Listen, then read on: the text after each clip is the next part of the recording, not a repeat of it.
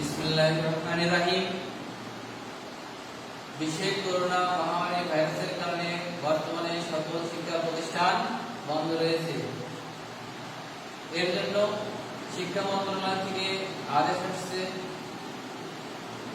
যে প্রতিটি প্রতিষ্ঠানে অনলাইনে ক্লাসের ব্যবস্থা করার জন্য। তা আমরা অনলাইন ক্লাসের ব্যবস্থা করেছি। তো আমি প্রথমে আমার পরিচয় দেই।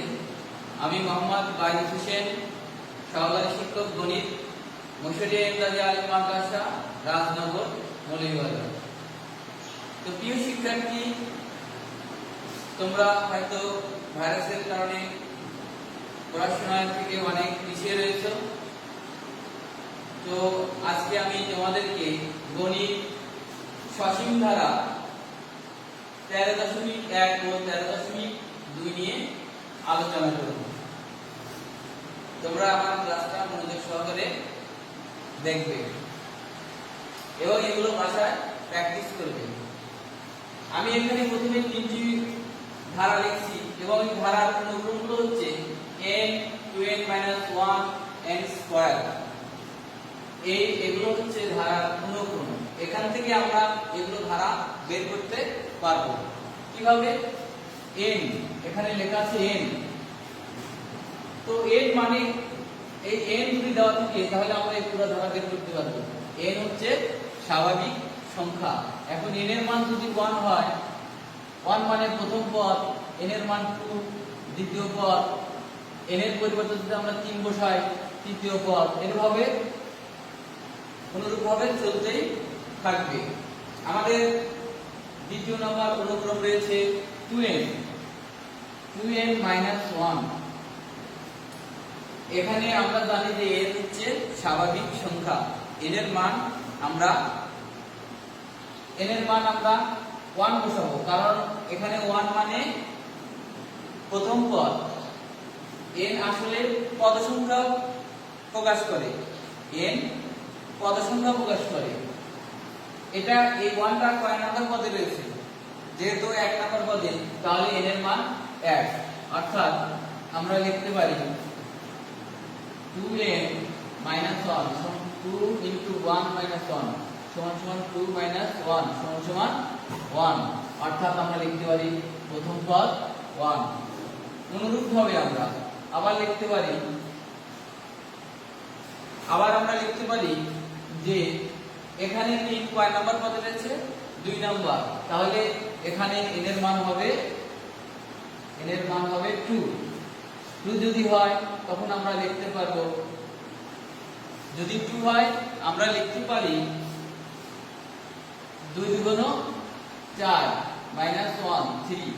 তার মানে আমাদের দ্বিতীয় পদ 3।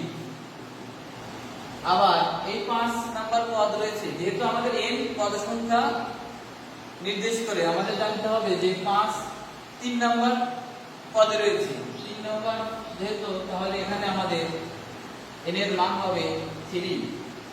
3 × 2 = 6 - 1। এখন আমরা লিখতে পারি 5, অর্থাৎ 5। তো প্রিয় শিক্ষার্থীরা, আমাদের এই ধারাটা এইভাবে চলতে থাকবে। এর অনুরূপভাবে আমরা এখানে বের করতে পারি n এর মান হবে যত নাম্বার পদ তত নাম্বার। তো এখানে n এর মান যেহেতু n স্কয়ার রয়েছে, তো আমরা লিখতে পারি 1 হচ্ছে প্রথম পদ সংখ্যা। তো n এর মান 1, 1 এর স্কয়ার দিলে আমরা লিখতে পারি 1। আবার 4, এখানে রয়েছে 4 কত নাম্বার পদে রয়েছে? পদ সংখ্যা কত নাম্বার পদে? 2 নাম্বার। তো n এর মান তাহলে 2, 2 এর উপরে স্কয়ার, 2 এর উপরে স্কয়ার দিলে মান হবে 4। তার মানে 2 নাম্বার পদ হবে 4। অনুরূপভাবে আমরা 9। এই শিক্ষার্থীরা একটু ভালো করে বোঝার চেষ্টা করবে। 9 কয় নাম্বার পদে রয়েছে? 1 2 3। 9 রয়েছে 3 নাম্বার পদে। তাহলে পদ সংখ্যা n এর মান হবে পদ সংখ্যা 3। 3 এর উপর স্কয়ার দিলে আমরা পাবো 9, 3 3 9। তার মানে তৃতীয় নাম্বার পদ হবে 9। তো এইভাবে আমরা অনুক্রম বের করতে পারবো। যদি অনুক্রম দেওয়া থাকে সেই অনুক্রম থেকে আমরা ধারা বের করতে পারবো।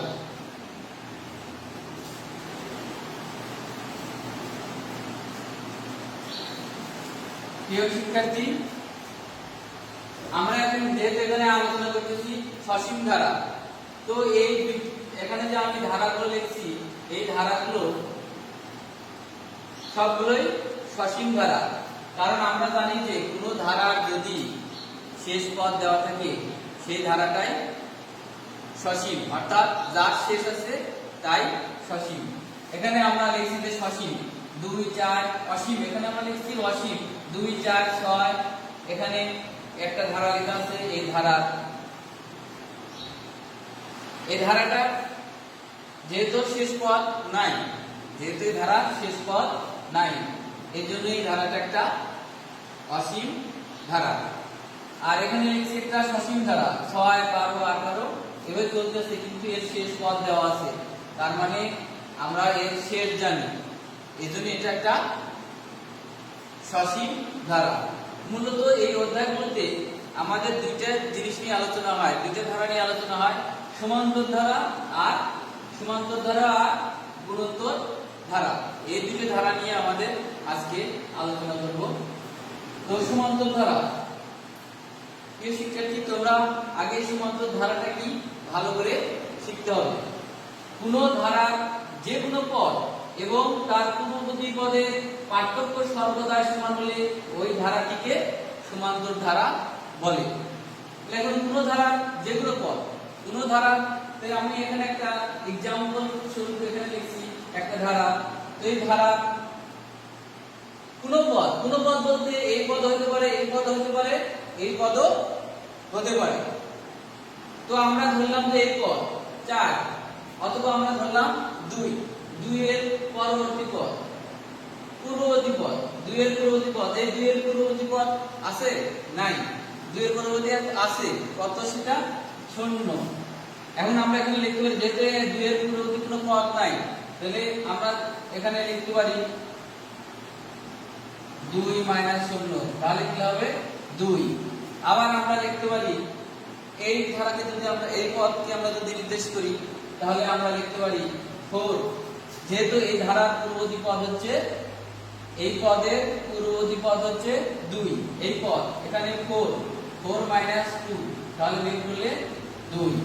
এখানে 3 নাম্বার পদ 6, তৃতীয় পদ রয়েছে 6। এখন 6 থেকে আমরা যদি বিয়োগ করি 6 - 4, তার 6 এর পূর্ববর্তী পদ হচ্ছে 4, 6 এর পূর্ববর্তী পদ 4, তাহলে 6 - 4 দিলে 2 হবে। অর্থাৎ আমরা এখানে লিখছি কোন ধারার যে কোনো পদ এবং তার পূর্ববর্তী পদের পার্থক্য সর্বদাই সমান হলে, তার মানে আমরা দেখতেছি যে সব সময় পার্থক্যটা মানে কি আমাদের জানতে হবে। পার্থক্য মানে বিয়োগ। তো আমরা যদি বিয়োগ করি দেখতে পাচ্ছি যে সব সময় সর্বদাই সমান, তার মানে সর্বদাই সমান হচ্ছে, সর্বদা আমরা সমান 2 পাচ্ছি, এজন্য এটা একটা সমান্তর ধারা। আমাদের আগে বুঝতে হবে যে যেহেতু এখানে দুইটা ধারা নিয়ে আলোচনা হয়, সমান্তর ধারা আর গুণোত্তর ধারা। তো আমাদের প্রথমে ধারাটা সঠিকভাবে জানতে হবে যে এই ধারাটা সমান্তর ধারা নাকি গুণোত্তর ধারা। যদি ধারাটি সমান্তর হয় তাহলে আমাদের কিছু ফর্মুলা রয়েছে, সেগুলো অনুসরণ করতে হবে। প্রথমে তো n-তম পদ। প্রিয় শিক্ষার্থী, তোমাদের যেগুলো যদি জানতে হবে সেগুলো হচ্ছে প্রথমত n-তম পদ। তো n-তম পদের সূত্র হচ্ছে, n-তম পদ মানে পদ নির্ণয় করার সূত্র। এটা কত নাম্বার পদে রয়েছে, বা এই পদগুলো সবগুলো এই 6 নাম্বার কত নাম্বার পদ আমরা এখান থেকে বের করতে পারবো। যদি বলি যে 6, তৃতীয়তম পদ কত, তাহলে আমরা এখান থেকে বের করতে পারবো। অর্থাৎ n-তম পদের সূত্র হচ্ছে a + n - 1 * b। তো এখানে আমাদের আগে জানতে হবে এগুলো সম্পর্কে আমাদের পরিচয় থাকতে হবে, এদের সাথে আমাদের পরিচয় থাকতে হবে। a কি নির্দেশ করে, n কি নির্দেশ করে, আর b কি নির্দেশ করে। তো এখানে প্রথম পদ a হচ্ছে প্রথম পদ। এই যে এখানে যে ধারা রয়েছে, এই ধারার প্রথম পদ রয়েছে 2, এই 2টা হবে এর মান। পদ সংখ্যা, পদ সংখ্যা মানে এটা প্রথম পদ, দ্বিতীয় পদ, তৃতীয় পদ, এই এনটা পদ সংখ্যা নির্দেশ করে। যদি আমরা বলি 5তম পদের মান কত, যদি বলি তৃতীয় পদের মান কত, তাহলে এই পদ সংখ্যা এটা প্রকাশ করবে। সাধারণ অন্তর, সাধারণ অন্তর ডি। এই যে এখানে আমি যে মানগুলো বের করলাম, এখানে যে আমি মানগুলো বের করলাম সাধারণ অন্তর ডি, এগুলো সব সাধারণ অন্তর, এগুলো সব সাধারণ অন্তর। প্রিয় শিক্ষার্থী, এখানে যেহেতু 6 হচ্ছে কত নম্বর পদ, তৃতীয় পদ, তাহলে এই তৃতীয় পদ 6 কিভাবে আসে, আমরা n-তম পদের সূত্র দ্বারা সেটা নির্ণয় করব। হলো তৃতীয় পদ, তৃতীয় পদ এই ধারার তৃতীয় পদ আমরা বের করব। এই ধারার তৃতীয় পদ হবে, তাহলে আমাদের সূত্র হচ্ছে a + n-1 * d, a + n-1 * d এর তৃতীয় পদ। তাহলে আমাদের এই ধারা থেকে তৃতীয় পদ 6 কিভাবে প্রমাণ করা যায় সেটা তোমাদের আমি এখন শেখাবো। দেখো, তাহলে এর মান আমরা জানি যে প্রথম পদ, a মানে প্রথম পদ, তাহলে প্রথম পদ 2 প্লাস n, যেহেতু n হচ্ছে পদ সংখ্যা নির্দেশ করে, তাহলে এখানে n টা হবে 6 নম্বর। যেহেতু আমাদের তৃতীয় পদ বলতে যে n-তম পদ, আমরা বলছি তৃতীয় পদ, তার মানে n এর মান হবে 3 - 1 d। এখানে রয়েছে d, d মানে যেখানে পার্থক্য বা এখানে সাধারণ অন্তর, সাধারণ অন্তর। তাহলে আমরা এখানে সাধারণ অন্তর বের করছি, যেহেতু কোনো ধারা তার পূর্ববর্তী পদের পার্থক্য সর্বদাই যদি সমান হয় তবে ওটাকে আমরা বলি সাধারণ অন্তর। তাহলে আমরা এখানে সাধারণ অন্তর বের করলাম 2। তাহলে আমরা এখন ক্যালকুলেশন করি, 2 + 3 থেকে যদি বিয়োগ করি 2 * 2 = 2 + 4 = 6। প্রিয় শিক্ষার্থীরা, এখন আমরা তৃতীয় পদ 6 পেয়ে গেলাম। এখানে দেখো তৃতীয় পদ 6 রয়েছে, 1 নম্বর পদ, 2 নম্বর, 3 নম্বর, অর্থাৎ প্রথম, দ্বিতীয়, তৃতীয়। তাহলে তৃতীয় নম্বর পদ রয়েছে 6। তাহলে এইভাবে পদ বের করা যাবে। তৃতীয় পদ, চতুর্থ পদ, পঞ্চম পদ, এই ধারা ষষ্ঠ, অষ্টম, নবম, দশম, এভাবে আমরা 20তম, 30তম, 50তম, 60তম, 100তম যে কোনো পদ আমরা এই সূত্রের সাহায্যে বের করতে পারবো। এখন আমাদের জানতে হবে, প্রিয় শিক্ষার্থী, এখন আমাদের জানতে হবে এখানে আরেকটা সূত্র রয়েছে এই ধারারই, সমান্তর ধারা, n-তম পদের সমষ্টি। অর্থাৎ এই যে পদ সংখ্যা রয়েছে n-তম, প্রথম পদ, দ্বিতীয় পদ, তৃতীয় পদ, আমরা যদি এই তিনটা পদের যোগ করি, যোগফল কত হবে, এটা দ্বারা আমরা এই সূত্রের মাধ্যমে আমরা এই তিনটা পদ যোগফল বের করতে পারবো। এখানে n-তম পদের সমষ্টি সূত্র রয়েছে s n = n / 2 second bracket 2a + n-1 * d। তো এগুলো আমি আগে শিখেছি। আমরা কত নম্বর পদ, n-তম পদ। তাহলে আমরা এখানে যেহেতু একটা ধারা লেখা রয়েছে, এই ধারারই যেহেতু প্রথম, দ্বিতীয়, তৃতীয়তম পদ রয়েছে, তাহলে আমরা তৃতীয়তম পদের সমষ্টি বের করব, s3। তৃতীয়তম পদের সমষ্টি, যেহেতু n মানে তৃতীয়, আমরা যেহেতু তৃতীয় পদের সমষ্টি বের করতেছি, তার মানে n এর মান 3। তো যেখানে যেখানে n থাকবে সেখানে সেখানে 3 বসবে।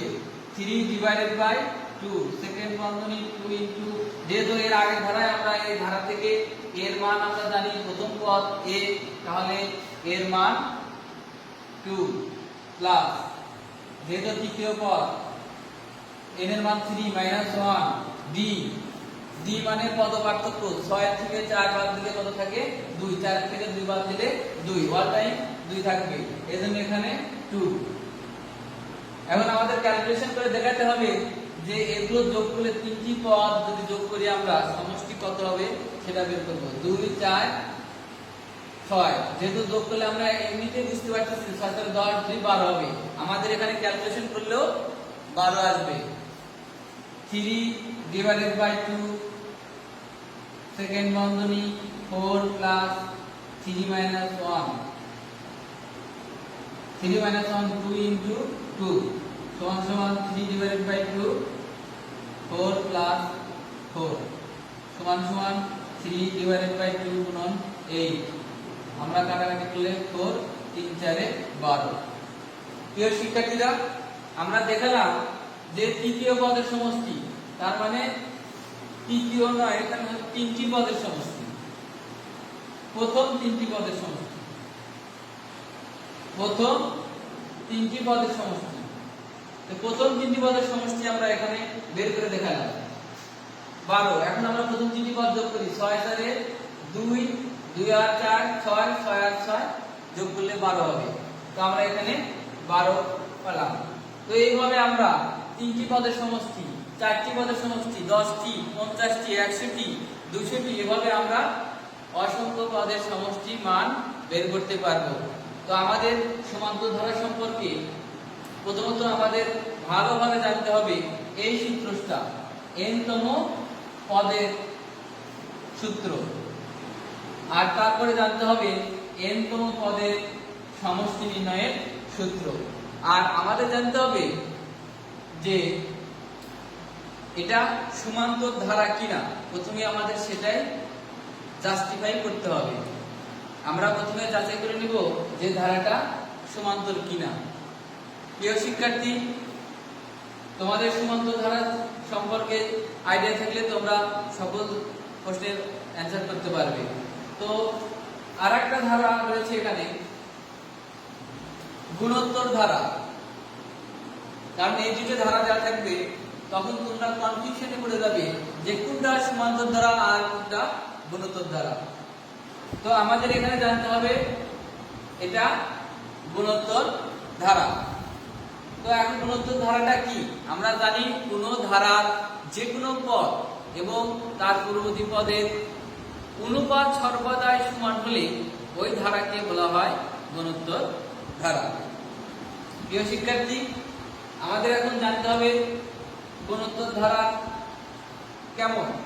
2 + 4 + 8 + 16 প্লাস এরকম দেওয়া আছে। তো আমাদের জানতে হবে, যেহেতু এখানে আমি একটা ধারা লিখছি, এই ধারাটা কিভাবে গুণোত্তর ধারা হলো সেটা আমাদের জানতে হবে। আমরা সেই ধারাটা কিভাবে গুণোত্তর হয় সেটা প্রমাণ করব। দেখবো প্রথমত যে কোনো পদ আমরা নিতে পারি। 16, তারপরে 8, এখানে 8 যেহেতু রয়েছে, 8 এর পূর্ববর্তী পদ কত? 4। তাহলে আমরা যেহেতু বলছি অনুপাত সর্বদা সমান হবে, তাহলে আমরা লিখতে পারি 8। অনুপাত মানে ভাগ, অনুপাত মানে ভাগ। তো 8/4, যেহেতু 8 নিচে, তার পূর্ববর্তী পদ হচ্ছে 4। 8/4 সমান সমান, আমরা যদি 4 দ্বারা ভাগ দেই 8, তাহলে মান আসবে 2। আবার আমরা যদি এই পদ নেই, অর্থাৎ 4 নাম্বার পদ যদি নেই, তাহলে আসবে 16 ডিভাইডেড বাই তার পূর্ববর্তী পদ 8। তাহলে 8 দ্বারা যদি আমরা ভাগ দেই আসবে 2। তবে এভাবে যদি ভাগ করে সর্বদা সমান আসে, তাহলে ওইটাকে আমরা বলবো গুণোত্তর ধারা। প্রিয় শিক্ষার্থী, আমাদের আবার জানতে হবে এটারও সেম, এখানে n তম পদ ছিল, এখানেও n তম পদ রয়েছে। এখন গুণোত্তর ধারার n তম পদের সূত্র রয়েছে a × r⁻n−1। তো এখানে আমাদের আবার এদেরও পরিচয় রয়েছে। প্রথম পদ সেম, ওখানে প্রথম পদ করছিলাম a, এখানে প্রথম পদ a, তার মানে এই ধারার প্রথম পদ 2 রয়েছে, প্রথম পদ এর মান হবে 2। সাধারণ অনুপাত মানে আমরা শিখেছি সাধারণ অনুপাত মানে, যেহেতু আমি এর আগে আলোচনা করছি, অনুপাত মানে ভাগ, তার মানে এই r এর মান, এগুলো r এর মান, r সমান সমান 8/4 ভাগ করলে যা আসবে সেটার মান এভাবে আমরা পুরোটা ধারার মান বের করতে পারি, r এর মান। তো প্রিয় শিক্ষার্থী, গুণোত্তর ধারা আমরা পদ নির্ণয়ের সূত্র শিখলাম। প্রিয় শিক্ষার্থী, এখন আমরা যেহেতু শিখলাম গুণোত্তর ধারার n তম পদের সূত্র, এখন আমরা শিখব গুণোত্তর ধারার সমষ্টি। গুণোত্তর ধারার সমষ্টি নির্ণয়ের দুটো সূত্র রয়েছে। গুণোত্তর ধারা সমষ্টি দুটি সূত্র রয়েছে।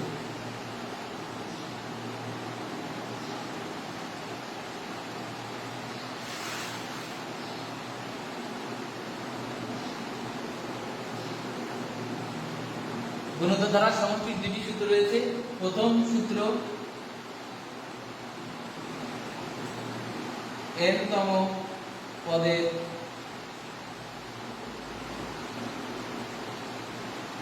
সমষ্টি Sn সমান সমান a into r to the power n minus 1 divided by r minus 1। তো এখানে এই সূত্র কখন হবে সেটা আমাদের জানতে হবে। যেহেতু গুণিত ধারার সমষ্টির দুটি সূত্র রয়েছে, তাহলে প্রথম n তম পদের সমষ্টি আমরা প্রথম এটা একটা সূত্র, যেহেতু দুটো সূত্র রয়েছে, এটা প্রথম সূত্র Sn equal a into r to the power n minus 1 divided by r minus 1। তো এখানে কন্ডিশন একটা শর্ত রয়েছে, শর্তটা হচ্ছে r greater than 1, অর্থাৎ r এর মান যদি 1 এর চেয়ে বড় হয়। এর আগে আমি শিখেছি যে কিভাবে r এর মান বের করব। এখানে r এর মান আমরা বের করছি r সমান 2, r সমান যেহেতু 2, এই 2 মানটা 1 এর চেয়ে বড়, 2 মানটা 1 এর চেয়ে বড়। তো এখানে আমরা যেহেতু এখানে বলছি r greater than equal 1, r greater than equal 1, তার মানে এখানে r এর মান হবে 1 এর চেয়ে বড়। তো আমাদের এখানে r এর মান আমরা এই ধারাটাকে এখন অনুসরণ করব। এই ধারা থেকে আমরা যেহেতু এটা কত নাম্বার পদ, চতুর্থ পদ, এটা হচ্ছে চতুর্থ পদ, এই চারটি পদের সমষ্টি কত হবে আমরা সেটা বের করব। কারণ এখানে r এর মান 2, এটা 1 এর চেয়ে বড় আছে, ওই সূত্রটা আমাদের এখানে অ্যাপ্লাই করা যাবে। তো আমরা দেখব এখন, যেহেতু এখানে চতুর্থ পদ, তার মানে চতুর্থ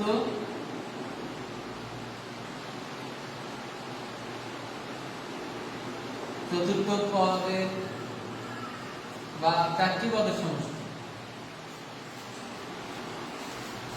প্রথম চারটি পদের সমষ্টি, চারটি পদের সমষ্টি সমান সমান S4 সমান সমান, এখানে আমাদের জানতে হবে এর মান 2, আর এর মান 2, n যেহেতু এখানে বলছি আমরা 4 চারটি, তাহলে 4 - 1, 2 - 1। প্রিয় শিক্ষার্থী, এখানে আমি মান বসালাম, সেই মানগুলো এই আমরা এখানে শিখছি যে প্রথম পদ 2, তার মানে এর মান হবে 2, সাধারণ অনুপাত আর এর মানও 2। তো এগুলো মান আমরা এখানে বসাবো। আর আমি যেহেতু বলছি চারটি পদের সমষ্টি, তাহলে আমি এর মান বসালাম 2, আর এর মান 2, যেহেতু চারটি পদ, তো পদ সংখ্যা n প্রকাশ করে, তাহলে n এর মান 4 - 1 ডিভাইডেড বাই r এর মান 2, 2 - 1। আমরা এখানে এখন ক্যালকুলেশনটা করে নেব। 2 ইনটু 2 এর রুট 4 রয়েছে, তাহলে মান কত হবে আমরা জানি যে এটা ভিত্তি যতবার থাকবে ততবার গুণ হবে, পাওয়ার ততবার থাকবে। 2 2 2 2, তাহলে গুণ করলে মান আসবে 16 - 1 ডিভাইডেড বাই, যেহেতু 2 2 - 1, 2 1, তাহলে 15 দুগুণ আমরা জানি 30, মান আসলো 30। প্রিয় শিক্ষার্থী, আমরা এখন দেখব যে চারটি পদের সমষ্টি 30 পাইছি আমরা। এখানে আমরা চারটি পদের সমষ্টি 30 আসে কিনা সেটা দেখব।